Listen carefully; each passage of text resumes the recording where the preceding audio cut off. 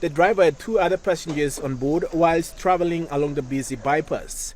Eyewitnesses said the vehicle lost control and struck a light post before rolling onto its side.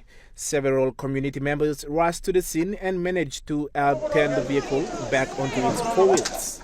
Live witness kare drive ka mantap na emba misla paulo ape pawa paulo ape na mipla askim mole otok driver am sick na all line go inside lo kare am all right ogera all right.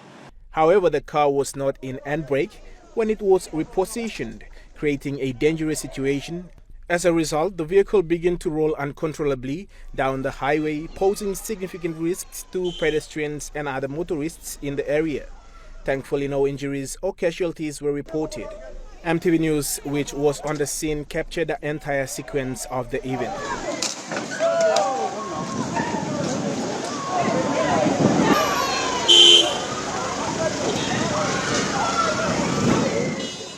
Police were quickly alerted of the situation and the area was cleared to prevent any further incidents.